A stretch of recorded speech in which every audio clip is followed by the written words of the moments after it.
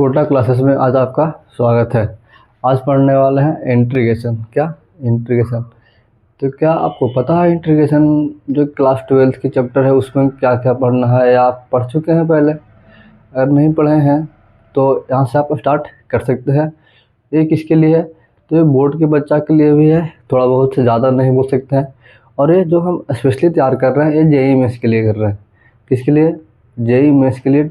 क्योंकि जो पढ़ाने का तरीका होगा वो हम बोर्ड की तरह नहीं कि भर बोर्ड लिखे छोटे छोटे सवालों को बताएं कि इसका आंसर इस तरीके से लिखना है, सब नहीं। जेईई मेंस के लिए हम पढ़ा रहे हैं। तो आपको पता होना चाहिए कि जेईई मेंस में किस तरीके से इंटीग्रेशन का सवाल आता है और उसका क्या बहुकाल रहता है, ये आपको बहुत अच्छी तरीके से पता होगा अगर आप जेईई मेंस की तैयारी करते होंगे तो। क्योंकि इंटीग्रेशन का सवाल बनाना थोड़ा सा जेईई मेंस की एग्ज़ाम में मुश्किल पड़ता है। सवाल ईजी आता है, उतना भी ईजी नहीं बोल सकते हैं, लेकिन अच्छा आता है तो बच्चा से वहाँ बन नहीं पाता है। क्योंकि जो इंटीग्रेशन का सवाल है वो थोड़ा सा लेंदी टाइप का रहता है और इंटीग्रेशन जल्दी किसी से बनता नहीं है। क्योंकि उसको स्टैंडर्ड जो होता है ना, स्टैंडर्ड इंटीग्रेशन उसको पता ही नहीं होता सही से। सिर्फ प्रॉपर्टी पढ़ लिया, ऐसा पढ़ा देने के बाद वहाँ जाता है तो बनता भी नहीं। पहला हो गया। दूसरी चीज़ है कि टाइम मैनेजमेंट। वहाँ टाइम को भी देखना पड़ता है। 4 नंबर का सवाल एक इंटीग्रेशन का भी होता है और 4 नंबर का सवाल एक स्टैटिस्टिक्स का भी होता है। तो स्टैटिस्टिक्स को बनाने में लगेगा 4 मिनट, बट उसमें कंफर्म है कि वो बन जाएगा। बट आपका इंटीग्रेशन का सवाल है तो उसमें आपको 5 मिनट 6 मिनट भी लग सकता है। अभी ज़रूरी नहीं है कि आपसे बन ही जाए। फ़ायदा है स्टैटिस्टिक्स के सवाल में 2 मिनट में भी बन जाता है कोई सवाल। तो पहले आदमी कोई बच्चा किसको ट्राई करेगा? तो जाहिर सी बात है कि बच्चा उसको ट्राई करेगा जो उससे बन जाए। जैसे कि स्टैटिस हो गया ये सब, तो शायद अभी स्टैटिस तो हाँ है, जेईई मेंस में है। तो वही होता है कि इंटीग्रेशन सब बनाता नहीं है, कहता है कि इंटीग्रेशन बहुत हार्ड आता है।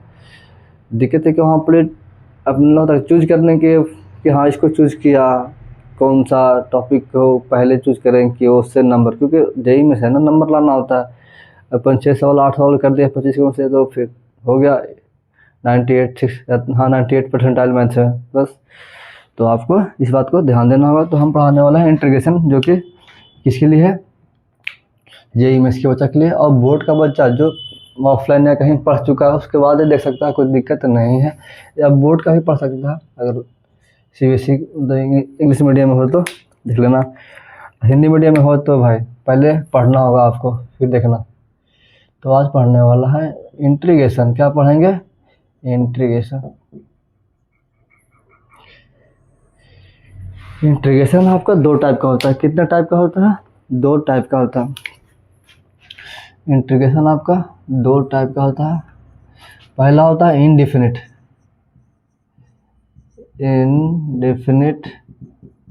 इंटीग्रेशन।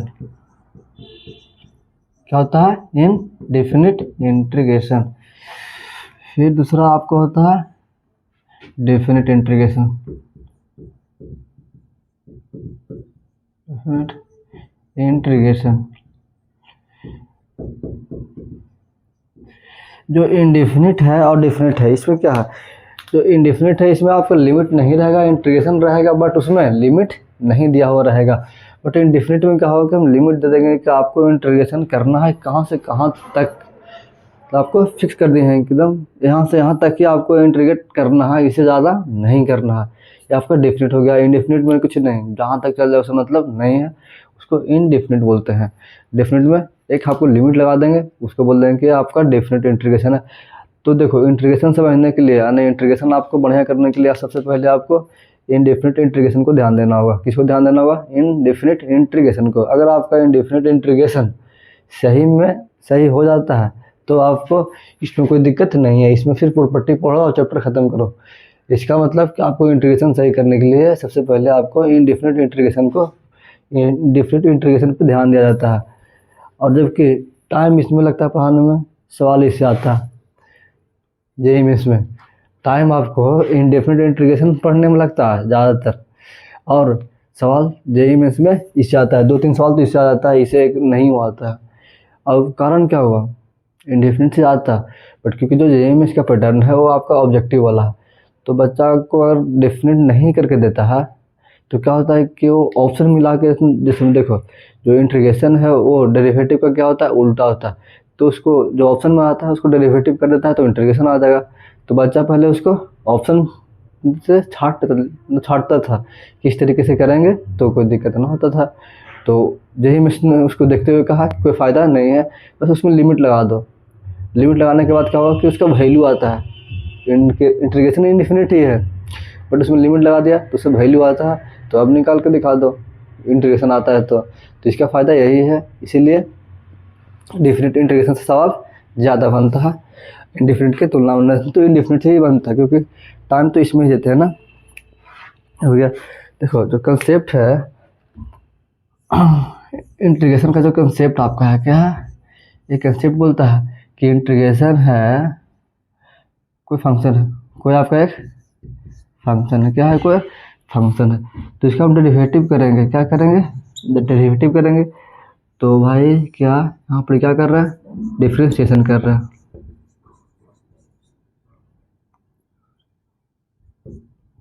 डिफरेंशिएशन कर रहा है। और जब डिफरेंशिएशन यानी कि एफ एक्स फंक्शन को जब हम डेरिवेटिव किए तो एफ डैश एक्स आया। लेकिन अगर हम एफ डैश एक्स को हमको लाना है एफ एक्स, तो क्या करेंगे, इंटीग्रेशन करेंगे। क्या करेंगे, इंटीग्रेशन करेंगे।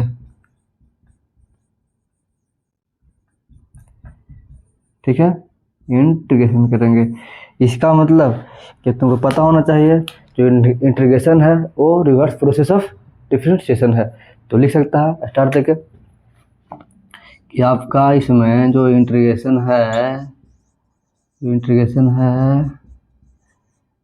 इज रिवर्स प्रोसेस ऑफ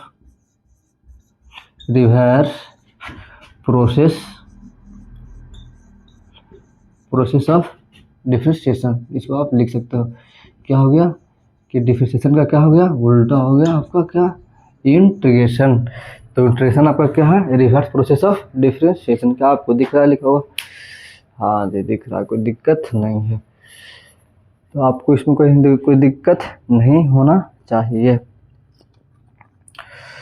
अब जो पढ़ने वाला है इसको मिटाते हैं। अब इंटीग्रेशन का साइन क्या है, कैसे सिंबल है, कैसे बनाना है, ये सब पढ़ेंगे। तो इसको आप नोट कर लीजिए सबसे पहले।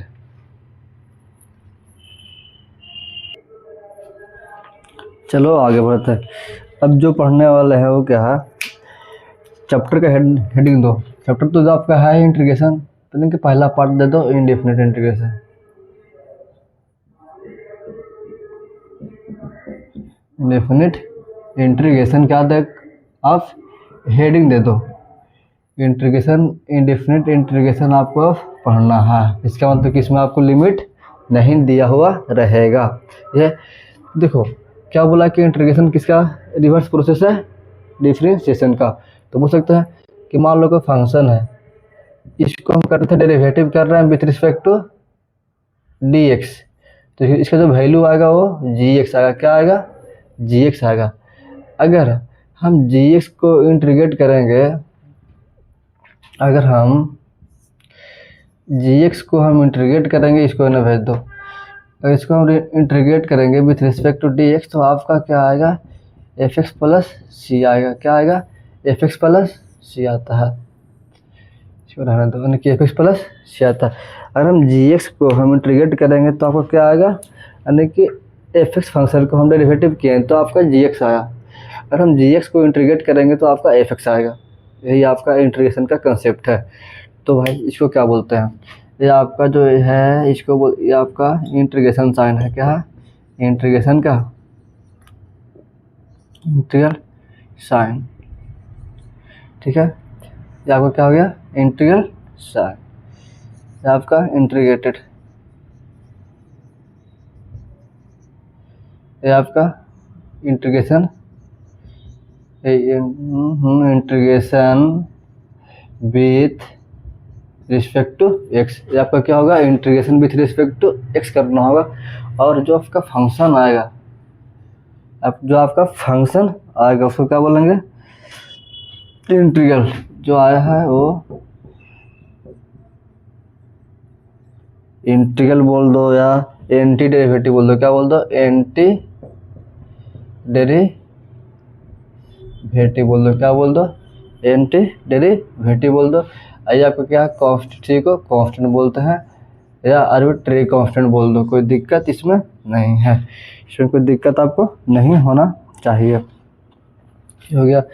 इसको ऐसे बोल दो, या तो एफ एक्स प्लस सी को हम, अगर एफ एक्स प्लस सी को हम करेंगे डेरिवेटिव, अगर हम एफ एक्स प्लस सी को क्या करेंगे, यानी कि इसको हम क्या करेंगे डेरिवेटिव, तो आपको जी एक्स आएगा, क्या आएगा, जी एक्स आएगा। यानी कि जो कांस्टेंट आया है, मान लो कि अगर हम ऐसे करते हैं कि अगर इफ़, मतलब पहले इफ ही नहीं है तो देन ही हो गया। अगर हम यहाँ बोलते हैं कि इफ़ इतना equal to f x plus c है, तो then f x plus c को अगर हम डेरिवेटिव करेंगे तो आपका, डिफरेंशिएट करेंगे तो आपका जी एक्स के बराबर आएगा। किसके बराबर आएगा, जी एक्स के बराबर आएगा। तो ये आपका, यानी कि आपको इसमें ये ध्यान नहीं देना है कि जो इंटीग्रेशन होता है वो डेरिवेटिव का उल्टा होता है, जो डेरिवेटिव होता है वो इंटीग्रेशन का उल्टा होता है। इस पर आपको ध्यान देना होगा। क्या बोले, जो इंटीग्रेशन होगा वो डेरिवेटिव का उल्टा होगा, और जो डेरिवेटिव होगा वो इंटीग्रेशन का उल्टा होगा। अगर दोनों पढ़ लिया है तब इसमें कोई दिक्कत, कहीं भी कोई दिक्कत आपको नहीं होना चाहिए। अब जो इसको भी लिख लो, इसको आप लिख लो, आशा करते हैं कि आपने इसको लिख लिया होगा। तो देखो अब जो पढ़ने वाला है वो मेथड ऑफ इंटीग्रेशन, यानी कि इंटीग्रेशन सॉल्व करने का क्या मेथड है। ठीक है, इंटीग्रेशन सॉल्व करने की आपके पास क्या मेथड है, क्या आपका हो गया इंटीग्रेशन ऑफ मेथड। मार्कर कुछ चल ही नहीं रहा ठीक से।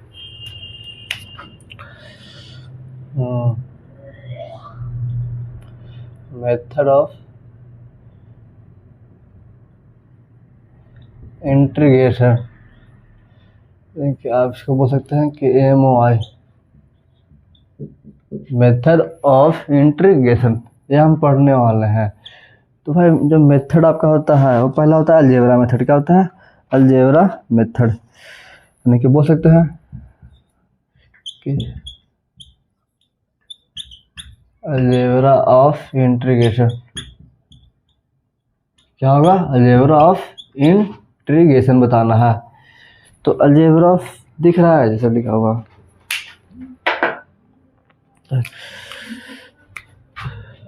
Algebra of integration. ठीक है, तो अलजेब्रा ऑफ इंटीग्रेशन ये बोलता है कि किसी भी फंक्शन का अगर हम इंटीग्रेशन करते हैं तो क्या आएगा, होगा। यानी कैसे बोलता है कि किसी भी फंक्शन, यानी कि किसी भी फंक्शन को हम इंटीग्रेट किए हैं और आगे के एक्स है, के एक्स कहने का मतलब कांस्टेंट टर्म है, तो इसका इंटीग्रेशन कैसे करेंगे। तो ये बोलता है कि जो कांस्टेंट टर्म है उसको इस इंटीग्रल से बाहर निकाल कर फिर जो फंक्शन दिया हुआ है उसको आप इंटीग्रेट कर दो। फंक्शन क्या है, एफ एक्स डी एक्स, ये आपका प्रोसेस होगा। अगर कोई के, मतलब अगर कोई कांस्टेंट टर्म इस फंक्शन के प्रोडक्ट में है तो सबसे पहले इस के को बाहर निकाल दो, इस के बाहर निकाल दिए। अब उसके बाद जो फंक्शन है उसका इंटीग्रेशन कर दो। ठीक है, ये आपका पहला। दूसरा मेथड है कि अगर कोई फंक्शन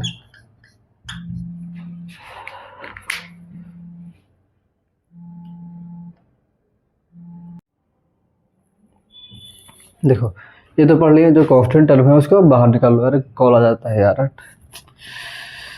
यानी कि जो कांस्टेंट टर्म है इस फंक्शन से क्या करिए, बाहर निकाल दिए, तब उसको इंटीग्रेशन करना है।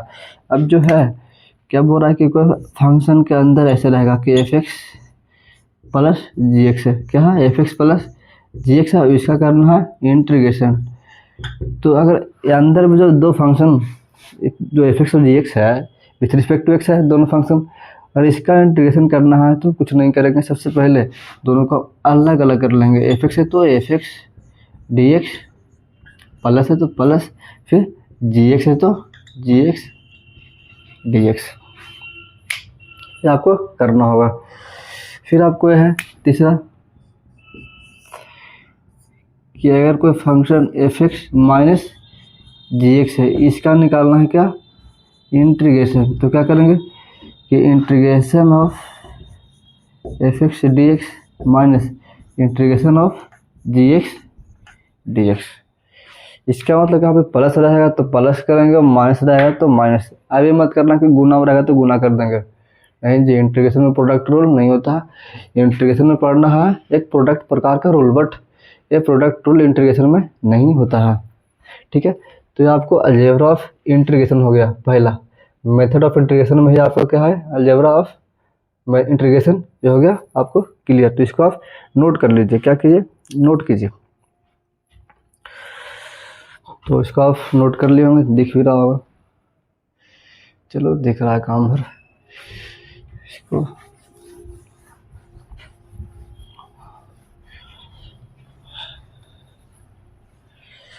अब जो पढ़ना है मेथड ऑफ इंटीग्रेशन में है, मेथड ऑफ इंटीग्रेशन में अगला पार्ट पढ़ना है सबसे पहले, जो कि बुक में सब नहीं मिलेगा जी। पहला मेथड को बोलता है कुटुर पुटुर, क्या बोलता है, कुटुर पुटुर मेथड। क्या है, कुटुर पुटुर मेथड। इसको ऐसे नहीं करो, खाली खाली पहला ऐसे। फिर पढ़ना सब्स्टिट्यूशन,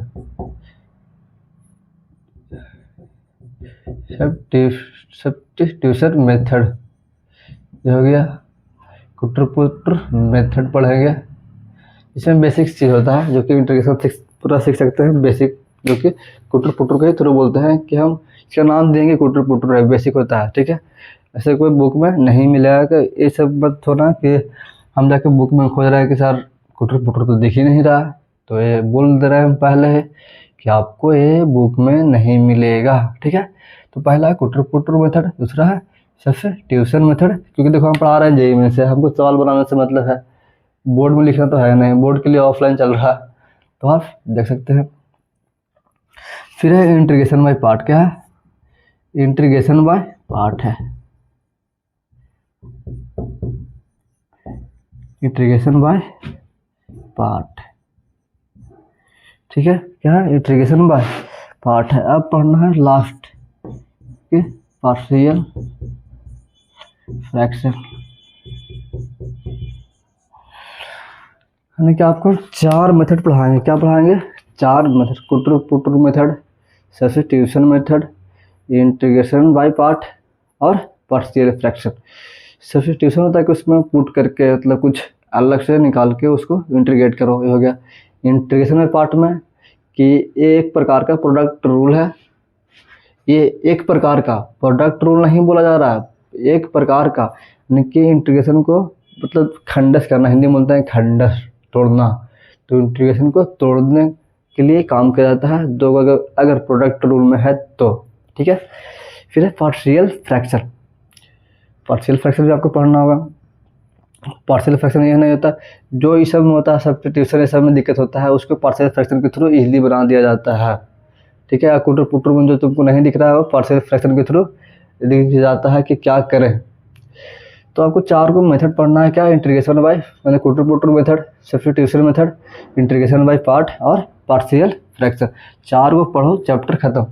यही 4 को मेथड है, उसके बाद आपका चैप्टर खत्म। तो सबसे पहले पहला दे दो हेडिंग, क्या देगा, कुटुर पुटुर मेथड। नहीं तो उससे पहले फार्मूला है उसको लिखवा देता है। अब देखो इंटीग्रेशन में एक चीज़ ध्यान रखना, इंटीग्रेशन बनाने से पहले सबसे पहले सिंप्लीफाई, जो भी फंक्शन दिया हो रहेगा उसको सबसे पहले क्या करना होगा, सिंप्लीफाई करके आपको इंटीग्रेट करना है, ठीक है। ऐसे नहीं करना है, बिना सिंप्लीफाई किए हुए नहीं करना है। तो first simplify then integrate, first simplify then integrate. तो इसको आप लिख लिए होंगे, लिख लो। चलो हम पढ़ाएंगे कुछ कुछ है लविंग फॉर्म इंटीग्रेशन, जिसको बोलते हैं लविंग फॉर्म इंटीग्रेशन। आपको ये सब फॉर्म से याद करना होगा। लविंग फॉर्म इंटीग्रेशन सब हम लोग का मेथड है। टोटल 32 को लविंग फॉर्म इंटीग्रेशन पढ़ना है इंडेफिनिट में। जिस दिन 32 खत्म उस दिन चैप्टर खत्म। 32 को लविंग फॉर्म पढ़ाएंगे उस दिन चैप्टर आपका समाप्त हो जाएगा। तो आपको सब टोटल 32 लविंग फॉर्म पढ़ना। कितना पढ़ना है, टोटल 32 को पढ़ना। तो फर्स्ट लविंग फॉर्म क्या है, e के पावर x को अगर हम इंटीग्रेट करेंगे, इसका फार्मूला ये है, ठीक है। e के पावर x को अगर हम इंटीग्रेट करेंगे तो e के पावर x प्लस c आएगा।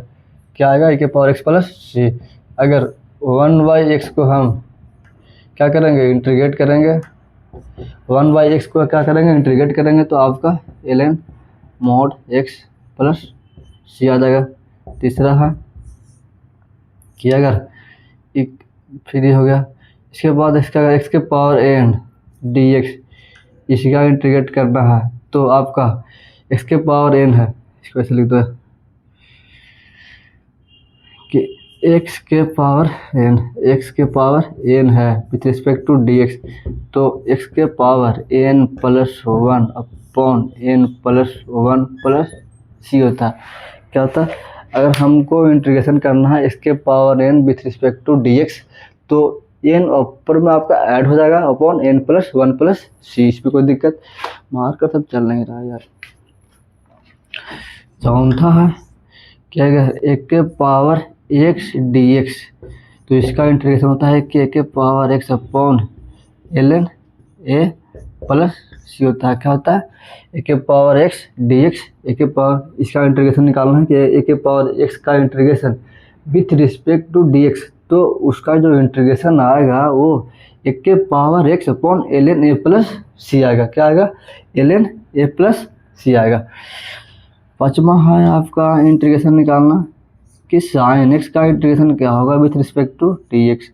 तो अगर आपको याद नहीं है तो बोलना कि cos x का क्या होता है डेरिवेटिव, तो माइनस ऑफ साइन x, तो साइन का माइनस cos x, ऐसे करके याद करना होगा क्योंकि डेरिवेटिव का उल्टा ही होता है। e के पावर x का डेरिवेटिव e के पावर x था, ln x का डेरिवेटिव 1/x था, तो इसी प्रकार निकालना होगा। इसको भेज दो तो x के पावर n प्लस 1 का, इसमें हम डेरिवेटिव ही पढ़ा रहे हैं। जैसे अगर x के पावर n प्लस 1 रहता, इसका डेरिवेटिव करना है with respect to dx। x के पावर n प्लस 1 का अगर हमको डेरिवेटिव करना है तो क्या करते, n प्लस 1 आ गया था इंटू x के पावर n प्लस 1 माइनस 1 करते, यही नहीं करते तो क्या आता, n प्लस 1 इंटू x के पावर n प्लस, यानी कि n प्लस 1 माइनस 1, यानी कि x के पावर n बचता। तो ये जो आया है आपका, बोल सकते हैं ना कैसे कि d के पावर x के power n upon dx equal to क्या आया, n plus 1 into x plus 1, ये आता। तो अगर हम x के पावर n का इंटीग्रेशन करेंगे तो इसको यहाँ भेज देंगे, यही तो हल किया। इसको इन्हें भेज दो, d ऑफ x के power n plus 1 upon n plus 1 और इंटीग्रेशन कर दिया dx के रिस्पेक्ट में, इसका इंटीग्रेशन करेगा तो ये आपका याद आएगा आपका आंसर। तो वही तो है कि अगर x के पावर n का इंटीग्रेशन करेंगे विथ रिस्पेक्ट टू dx तो x के power n plus 1 upon n plus 1 plus c होता है। क्या होता है, n प्लस 1 प्लस c। देखो इस चैप्टर को पढ़ने से पहले आपको डिफरेंशिएशन आना चाहिए क्योंकि उसका रिवर्स करना होता है ना, तो उसका रिवर्स करेंगे कब, जब आपको उसको पहले वाला पता होगा तब, तो ये आपको आना चाहिए। तो इसको साइड में लिख सकते हैं, इसके आगे कोई दिक्कत ना है, ऐसे में नहीं लिखेगा तो भी कोई दिक्कत नहीं है। अब हमको निकालना होगा पाँचवा cos x का इंटीग्रेशन, इसका cos x का इंटीग्रेशन, तो cos का क्या होगा, sin x, क्योंकि sin का डेरिवेटिव cos x, तो cos का sin x। और हमको लिखना होगा तीसरा sec स्क्वायर x dx, तो sec स्क्वायर का इंटीग्रेशन क्या होगा, tan x।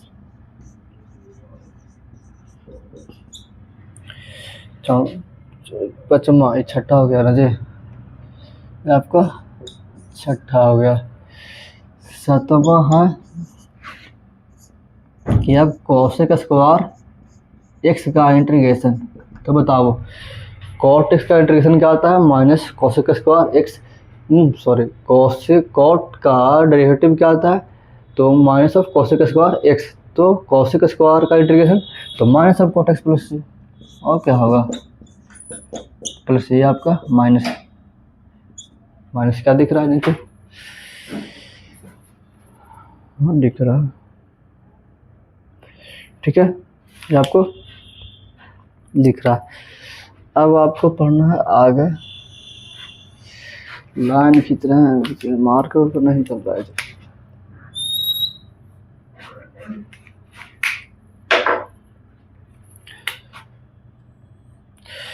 क्या हुआ, सातवां हो गया। आठवां लिख लो कि sec x into tan x का इंटीग्रेशन sec x प्लस सी होता है। क्या होता है? sec x प्लस सी होता है। 9 cos x into cot x का integration minus of cot x plus c होगा। 10। अब तुम लोग लिख लो ऐसे कि इंटीग्रेशन ऑफ साइन इनवर्स का डेरिवेटिव क्या होता है? तो √1 माइनस एक्स स्क्वायर। तो अगर तुमको हम बोल देंगे क्या बताओ ऐसे कि एक्स स्क्वायर यानी कि 1/√1 माइनस एक्स स्क्वायर का डेरिवेटिव क्या होगा? क्या होगा? √1 माइनस एक्स स्क्वायर का डेरिवेटिव क्या होगा? साइन इनवर्स एक्स होता है। साइन इनवर्स एक्स प्लस सी। अब पढ़ना है कि 1 प्लस एक्स स्क्वायर का इंटीग्रेशन, तो tan इनवर्स का क्या होता है डेरिवेटिव? तो 1/1 प्लस एक्स स्क्वायर। तो इसका tan इनवर्स एक्स प्लस सी। इसमें कोई दिक्कत आपको नहीं होना चाहिए। अगर ऐसा रहता कि integration of 1/x x square minus 1 होता है, या देखना पड़ेगा एक्स स्क्वायर माइनस 1, अगर एक्स स्क्वायर माइनस 1 रहेगा, इसका निकालना है डेरिवेटिव, तो इंटीग्रेशन तो क्या आएगा? सेक इनवर्स एक्स प्लस सी। अगर आगे लगा देंगे माइनस तो कॉट का आ जाएगा, यहाँ पे लगाएंगे माइनस तो कॉस का आ जाएगा, यहाँ पे लगा देंगे माइनस तो आपका कॉसिक इनवर्स एक्स का आ जाएगा। तो इसको आप नोट कर लो। अब आपका आज का क्लास यहाँ तक ही रखना चाहिए मेरे हिसाब से, क्योंकि ये लिख लो जी, अगर तुमको दिक्कत है तो सुनवाए की दिक्कत करेगा। इसमें है तो ग्रामर में हम बोल सकते हैं कि अगर हम लगा देंगे माइनस तो ऐसे बोल देंगे कि 1/- minus of √1 minus x square, इसका निकालना है क्या? इंटीग्रेशन। तो यहाँ पे साइन है तो यहाँ पे कॉस इनवर्स आ जाएगा। क्या आ जाएगा? कॉस इनवर्स एक्स प्लस सी। इसमें लगाएंगे माइनस तो आपका क्या आ जाएगा? इसमें नहीं लगाओ, इसमें बोल दो 12 हो गया, 13 हो गया। क्या अगर आपको देखो दिख नहीं रहा, इसीलिए आज का क्लास खत्म करेंगे। 1 एक्स स्क्वायर माइनस 1 dx, तो आपका क्या आ जाएगा? कॉसिक इनवर्स एक्स प्लस सी। बस 13 को आपको इंटीग्रेशन क्या करना होगा? याद करना होगा। तो 13 क्यों हम ऑड नंबर क्यों रखेंगे? इवन कर देते हैं। तो अगर इसमें हम करते हैं माइनस कि minus of 1 plus x square, इसका बताओ इंटीग्रेशन, तो इसका हम बोल सकते हैं कि कॉट इनवर्स एक्स प्लस सी। क्या आपको दिख रहा?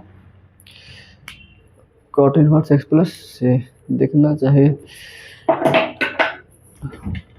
अरे यार, हाँ दिख गया होगा। चलो, तो आज का क्लास आपको यहाँ तक करते हैं। जितना पढ़ा है उसको लिख लिए होंगे। कल इस पर बेसिक सवाल करवाएंगे और आगे की ओर निकलेंगे। यही मिस का है और बोर्ड का ही बच्चा देख सकता है। पढ़ना सेम ही है, एनसीईआरटी पढ़ना होता है, बट इसको सवाल करने का तरीका थोड़ा अलग होता है और उसमें उतना एक्सप्लेनेशन नहीं होता है। जो आता है वो लिख दो, ये है। बोर्ड में है कि हर एक चीज़ को एकदम अंडरलाइन कर करके लिखो कि इसका स्टेप बाद ये करना है, ये लिख रहे हैं, ऐसे लिख रहे हैं। तो ऐसा हम नहीं कर पाएंगे क्योंकि हमारे पास जेईई मेंस का कंटेंट चाहिए, तो हम जेईई मेंस के पढ़ा रहे हैं।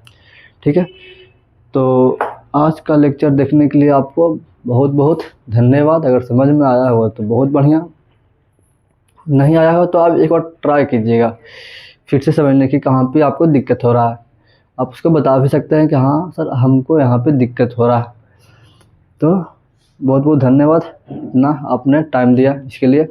मिलते हैं नेक्स्ट लेक्चर में।